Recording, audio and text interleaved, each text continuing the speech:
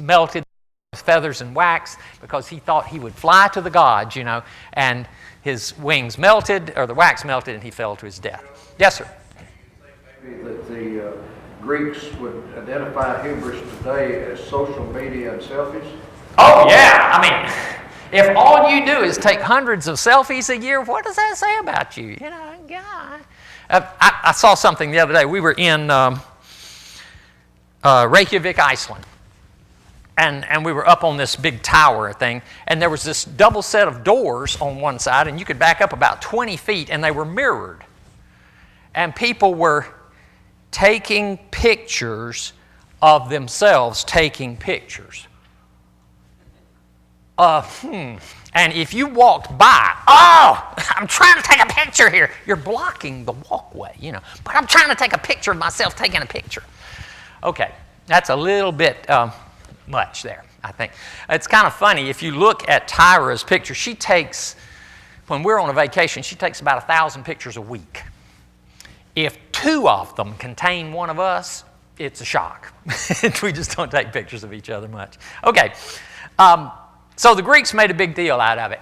The scriptures also make a pretty big deal out of it, and it's kind of interesting because I looked up the Hebrew and Greek words that are usually translated as humble, and they are fairly consistently the same Hebrew word, or a form of that Hebrew word is used to be translated as humble. And the Greek word is similar. It's either the same word or a very close, it starts out with the same 8 letters, that kind of thing, and then they add all these endings on the end. And the words are variously translated in the various versions as either humble or lowly. So what you got there? Is that a selfie? I saw you show it to him. Yeah, but you're worthy of a selfie every now and then, you see. That's okay with me. Where's your good wife? She's having work today. Is she working today?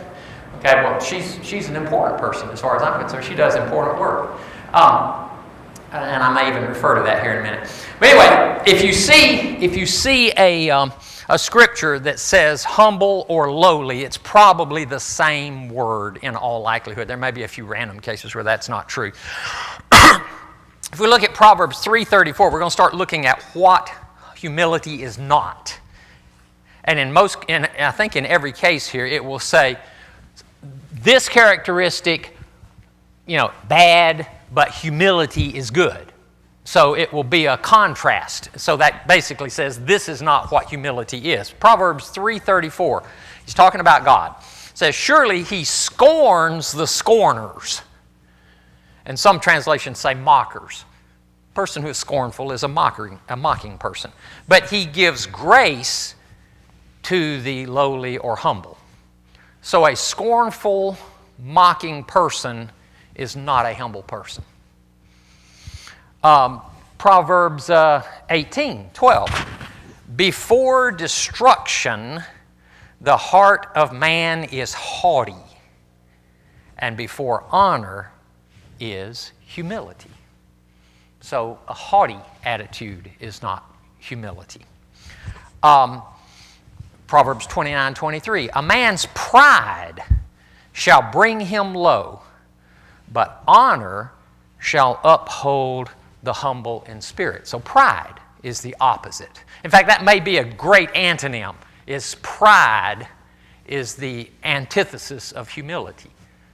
If you're just looking for a single word to describe it. But a prideful, haughty, scornful, mocking type person is not a humble person. So the opposite of that is a humble person. One of the best examples of this whole discussion is in Luke 14, and it's a fairly, verses 7 through 11, I guess, is when I stop.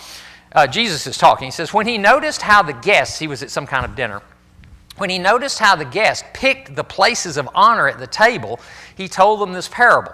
When someone invites you to a wedding feast, do not take the place of honor, for a person more distinguished than you may have been invited. If so, the host who invited both of you will come and say to you, give this person your seat. Then, humiliated, you will have to take the least important place, because all the other seats are filled by that time, you see.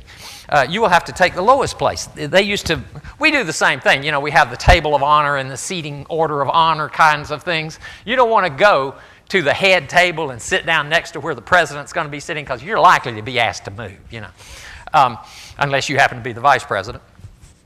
So he says, then humiliated, you will have to take the least important place. But when you are invited, take the lowest place, so that when your host comes, he will say to you, friend, move up to a better place. You're not supposed to sit down here. You're one of my best friends. Come on up here to the second table, you know, or something like that. Then you will be honored in the presence of all the other guests. Okay. We have to be careful of motive here. If you do it for that purpose, you got a problem. Anyway, for all those who exalt themselves will be humbled, and those who humble themselves will be exalted. So if you are always trying to show, you know, I'm better than other people, and, you know, the world is lucky to have me kind of thing. You know, I'm so important. That's the opposite of humility in that case. There's another one that's also a great example. This is in Luke 18, verses 9 through 14. To some, this is Jesus again, to some who were confident of their own righteousness and looking down on everyone else, Jesus told this parable. Two men went up to the temple to pray, one a Pharisee and the other a tax collector. The Pharisee stood by himself and prayed. Some translations say prayed to himself. God, I thank you that I am not like other people, robbers, evildoers, adulterers, or even like this tax collector over here. I fast twice a week and give a tenth of all I get. But in other words, God, you're lucky to have me. You know, I'm really a good son. You're glad it's just a good thing you've got me on your side. But the tax collector stood at a distance. He would not even look up to heaven. The standard procedure for praying in this time was to stand like this, like a 4-year-old child holding your hands up to daddy, looking up with your eyes open, or possibly on your knees and doing that, typically. But the tax collector stood at a distance. He would not even look up to heaven, but beat his breast and said, God, have mercy on me, a sinner. I tell you that this man, rather than the other, went home justified before God. For all those who exalt themselves will be humbled, and those who humble themselves will be exalted. Now, I'm going to read some more of these kinds of things to you, but I need to caution you here. There are times that you have to kind of extol your virtues, like when you're being interviewed for a job. This is a good time to toot your own horn in that case, but be reasonable. You know, don't make stuff up. There's a saying in the business world that says, he that tooteth not his own horn goeth untooted. That is somewhat true, but you do need to be careful about overstating the situation. So, you know, everything is a balance. Everything is a balance. And we're going to see a scripture here in a minute that talks about that kind of balance. I'm going to go into 1 Peter 5, though, and he starts out in the first verse talking to the elders. And he's talking about how they should be shepherds and that they should be an example over the flock and that they should not lord it over the flock and be, tyrants and that sort of thing. And he says, you will receive the crown of glory that will never fade away if you do that. And he says, in the same way, you who are younger than the elders, submit yourselves to your elders. All of you clothe yourselves with humility toward one another, because God opposes the proud, but shows favor to the humble. Humble yourselves, therefore, under God's mighty hand, and he will lift you up in due time. These are pretty obvious, aren't they? So humility is the opposite of being prideful, exalting oneself, being haughty, being scornful or a mocker, looking down on others, thinking you're better or more deserving than others. In other words, humility is the opposite of being a selfish person.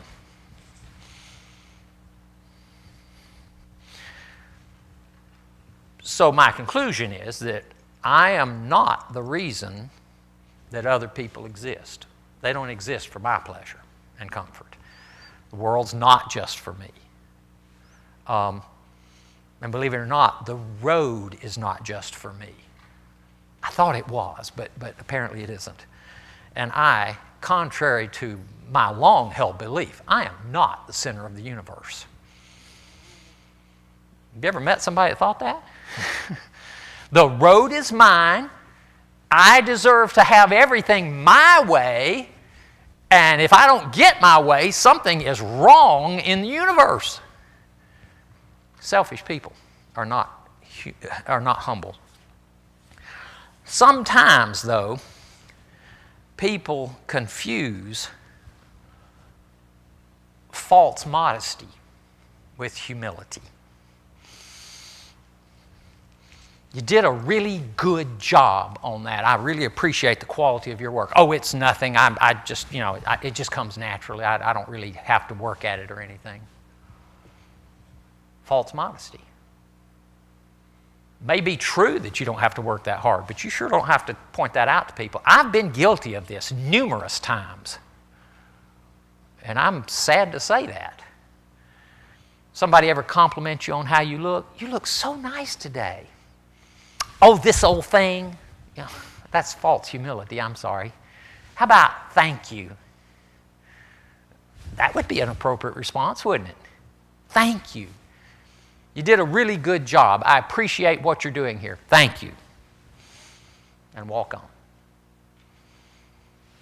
I just threw this old rag on. Okay, I won't compliment you next time then. Thank you. I've taken up not saying you look good in that outfit. I've taken up saying that outfit looks good on you. Or you make that outfit look good. Also, I never tell somebody, you look like such and such a movie star. I say, that movie star looks just like you. It's another way of twisting it around a little bit because it throws people off just a little bit, and I want them to just say thank you and go on. Make them feel good. You want people to feel good. But false humility can be a problem. If I tell you you look like Paul Neiman or Lassie, that's not a compliment, is it? It's kind of like, many years ago I did a study on angels and cherubim and things like that here, and I pointed out that cherubs normally are classified as having 4 faces, but when it mentions has the face of a cherub, that means it's an ox. So if you tell a parent, your baby's like a little cherub, you're saying it looks like an ox, okay? It looks just like his mother, looks like an ox. So we have to be careful who we compare things to. Okay, we need to be careful of false modesty and downplaying things too much. If your boss comes in and says, you did a great job on that project. That was excellent work. Thank you. And if you want to be a little bit modest, I'm just doing my job, because you are just doing your job, right? You get paid to do good work. You don't get paid to do nothing or bad work. You get paid to solve problems. So thank you very much. I'm glad you noticed. I'm just doing my job, That would be okay, I guess. But, it was nothing, boss. I just do that while I'm in the shower. I don't even think about it, That's kind of crabby. Okay. I won't go into too much more about what that person had to say about that, but we need to pay more attention to not practicing false humility. In fact, Colossians 2, starting in verse 18, talks about this a little bit. It says, do not let anyone who delights in false humility disqualify you. And then this person goes into great detail about what they've seen, and they're puffed up with idle notions in their unspiritual mind. They've lost connection with the head, and he goes on to discuss that. And then he comes back in verse 23 and says, these people who set up all these rules and regulations, they have an appearance of wisdom with their self-imposed worship, their false humility, and their harsh treatment of the body, but they lack any value in restraining sensual indulgences.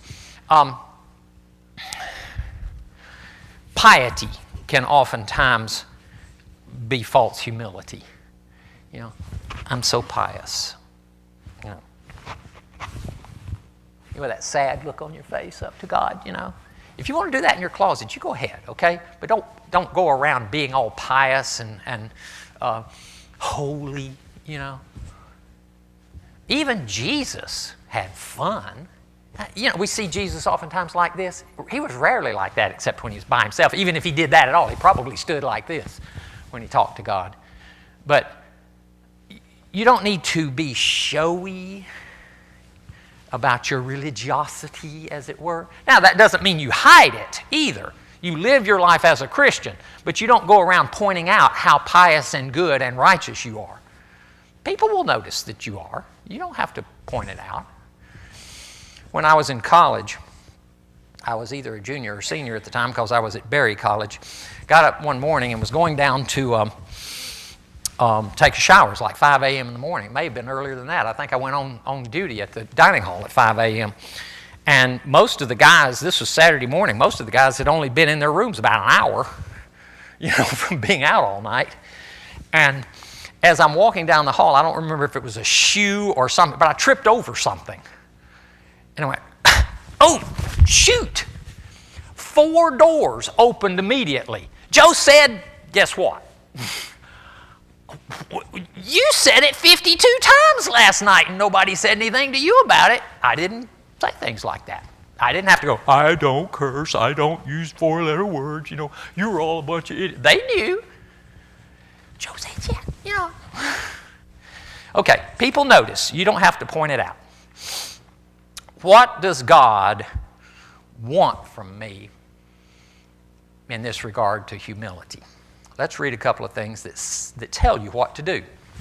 Romans 12:3. For by the grace given me, I say to every one of you, do not think of yourself more highly. Do not think of yourself more highly than you ought, but rather think of yourself with sober judgment in accordance with the faith God has distributed to each of you. See, it doesn't say don't think highly of yourself. It says don't think more highly than you should. If you are very good at something, you can be aware of that fact and it's okay. But if you think you're a whole lot better than you are, you've got a problem. What does it say? Pride goes before a fall. It's okay to go, yeah, I once asked a surgeon, I said, have you performed a lot of this particular surgery? Yes, I have, quite a number. I said, how good are you? He says, I'm pretty good. I wasn't encouraged. I needed him to say I'm the best there is. But I think he was probably being realistic. He said, I'm pretty good. You know, he didn't say I'm the best surgeon in town or I'm the best one in the world. I'm pretty good. I do a good job. You know. I got myself into emotional trouble a couple of times by thinking I was a much better health physicist than I was. I got some accolades sometimes. People used to call me an artist when it came to doing licensing to get approvals to do radiation protection things. And every now and then I'd get cocky and I'd get slapped down. In fact, at one point near the end of my career, I had gotten so cocky that I could do anything that for reasons unknown to me, I started developing panic attacks every time I would start to do work for one of my clients. I have no idea why that happened. I ended up having to retire a couple of years earlier than I intended to because I could no longer do my profession. I'm wondering, why did that happen? Maybe I needed for it to happen, so I wouldn't be so cocky about it. Philippians 2:3 and 4. Do nothing out of selfish ambition or vain conceit. Now, he doesn't say don't do anything out of ambition or confidence. He says don't do anything out of selfish ambition or vain conceit. Rather, in humility, value others above yourselves, not looking to your own interest, but each of you to the interests of others. Jesus is supposed to be a very meek and lowly and humble person. Do you think he looked particularly meek and lowly and humble when he was turning over the money changer tables in the temple? He was looking pretty rough, wasn't he? Why was he doing that? Was it because they were disrespecting him personally? He says, you're disrespecting God and his temple. You can get upset and irritated with people on behalf of other people. That's good. Or on behalf of God, if you wish. He doesn't need your help, but you can do that.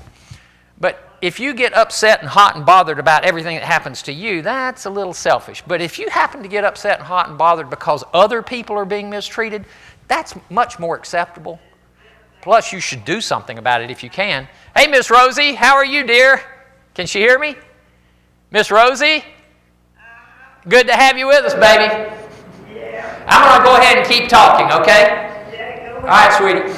Good to have you here. Okay, do nothing out of selfish ambition or vain conceit. Rather, in humility, value others above yourselves, not looking to your own interests, but each of you to the interests of the others. Okay, how can I become more humble? Consciously thinking about becoming more humble is very difficult to achieve.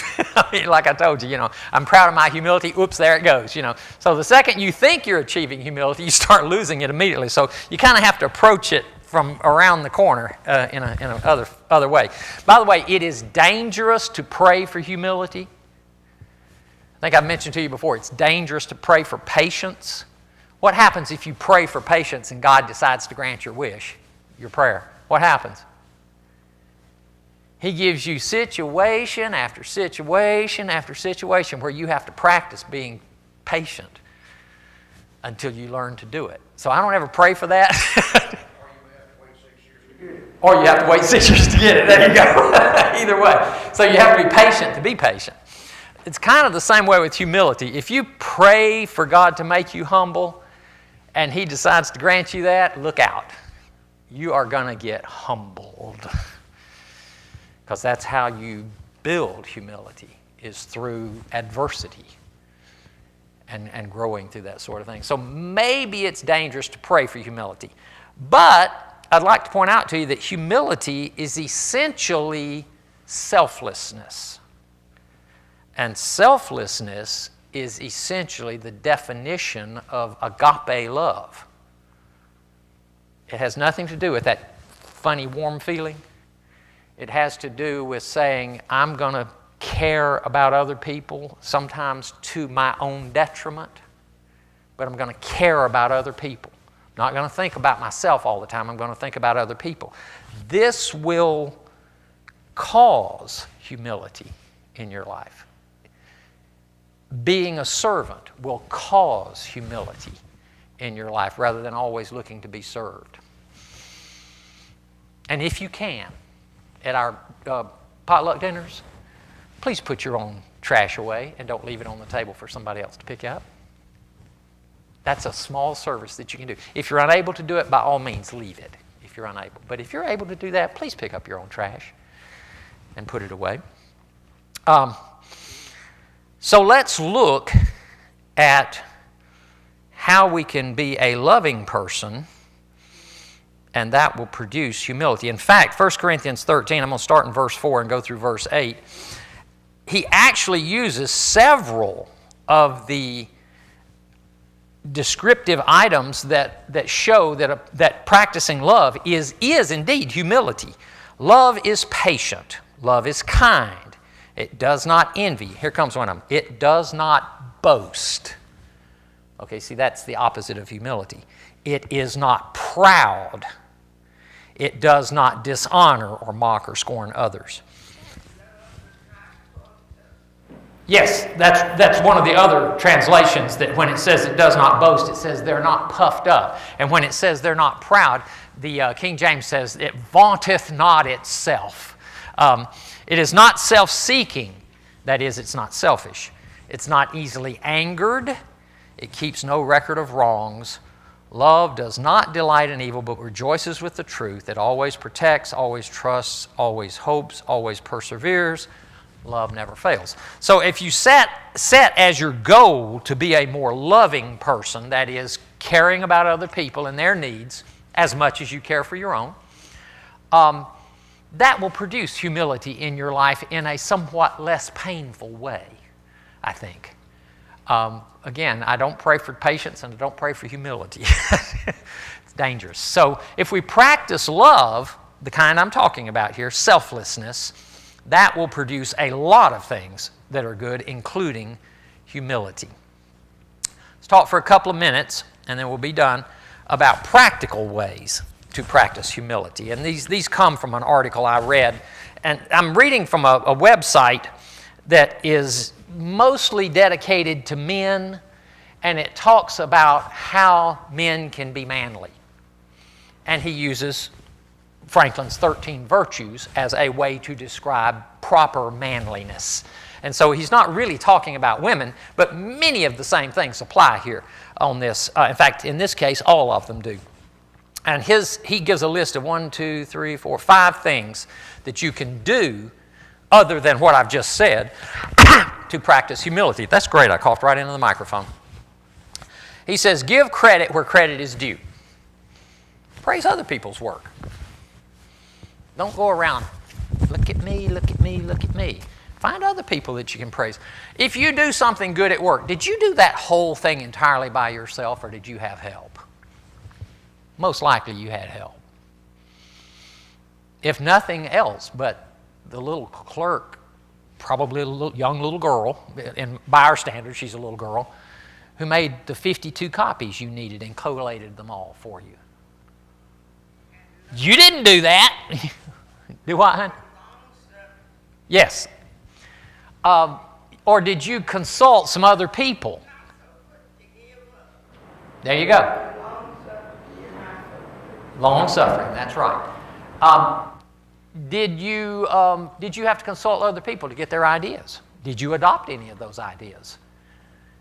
Did you use other people's resources and minds? You need to give credit where credit is due. A really good manager doesn't take credit for their people's work. They give them the credit. And there are some managers that will take credit for your work if you work for them. Yep, I took care of that. No, you didn't. Mark took care of that for you. You need to point that out and not take credit where you shouldn't be taking credit, and you should give credit where credit is due. So look for that sort of thing. Look for ways to compliment people on good things that they've done. You don't have to make up stuff or be false about it. There's enough good stuff going on around for you to say something about. Don't be a name dropper or an experience dropper. The other day, I was in Governor Haslam's office, and we were discussing so and so and so and so and so. Well, unless it's directly pertinent to this discussion, and we're talking about Governor Haslam, and I know that you know Governor Haslam, that's probably inappropriate, especially at a party or something, light, casual conversation. I know the mayor of Clinton, and let's see, I don't even know the mayor of Clinton. It used to be a woman. I hobnob with all these high society people, and I go to all the banquets, and I get all the awards, and I'm extremely experienced in the area of people management, and so I should be in charge of this church committee. Don't be an experience dropper or a name dropper. Now, if we need somebody who is way experienced in handling people, and we say, we hear that you've got a lot of experience in handling people, you can say, well, thank you. I appreciate your confidence in me. I'll be glad to take the job. Yes, I have tons and tons of experience. I'm better than anybody here that could ever possibly handle people. I handle people better than anybody. No. Okay. This one's odd. Do what's expected, but don't make a big deal out of it. And he used as the example the greatest generation, the people who fought World War II. He said they just went over there and did their job. And they came back and they didn't want any praise. They just wanted to go home. A lot of them didn't. Millions of them didn't. Just want to go home and get back to life. Do what you're supposed to do and don't expect a lot of praise for just doing your job. What was the term about the good servant? Was just an unprofitable servant. He just did his job. Do what you're supposed to do. Do what you're supposed to do in your marriage. Don't expect people to go, oh, you're such a wonderful husband. You're just doing your job. Or wife. Do your job at your job. Do your job at church. Please have a job at church of some kind. Do your job. And I've done that too, unfortunately. I've made a big deal out of some things that I shouldn't have. Perform your services and charities anonymously. You don't have to always do that. But if you're only giving money to get praise, I got to wonder about you now. What was it Jesus said about the people who prayed on the street corners? They have their blessing. They have what they're looking for. They didn't get anything from God, though. So do your service and your charity and your kindness without having the people blowing the trumpets in front of you, as he spoke of the people who gave out of their great abundance and wanted to get praise from people. I'm going to lose some humility here. I'm going to talk about my experience with the boys' club. And I took inappropriate pride in that work over a period of 10 years, and so I apologize for that. But people would come in and say, ooh, we want to be part of the tutoring program. And 10 or 15 people would show up from Jacobs or Bechtel or somebody like that. They'd bring a reporter in. They'd bring a photographer in. They'd take pictures of everybody standing with the children, and I'm trying to do homework with them while they're standing there taking pictures of themselves with them.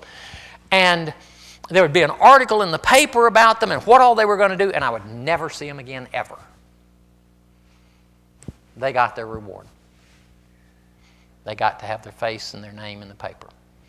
But they didn't do anything. And I apologize for that lack of humility on my part. But it really galled me when they did that. Upset me badly. Stop one-upping people. Got a nice refund in my on my taxes this year. $1,000. Oh, I got $2,000 back. Oh, really? Good for you. I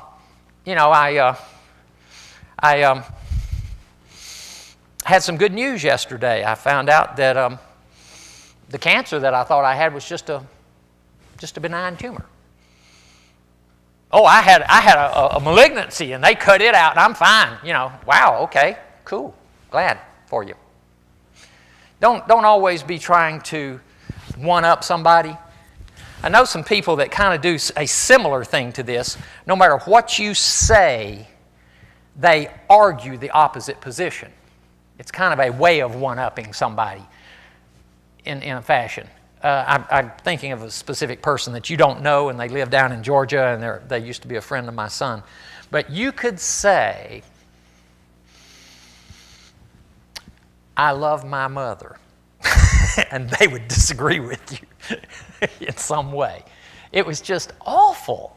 So finally, I just quit talking to these people. I wouldn't even talk to them. I would just avoid them altogether when I was put into a position with them. It didn't matter what you said. That was wrong. The opposite is correct. The sky's blue. Well, it's not really blue. It's actually black. It's due to the refraction of the sun's rays. As they come through the atmosphere, it tilts at an angle such that the blue rays are more collected than the others, and so therefore the sky looks blue. Okay, the freaking sky is blue, all right? It is blue. No, it's not. It's black. You're an idiot, By the way, I knew that. I was a physicist, smart aleck physicist. I knew what all that meant, but the sky's blue, okay?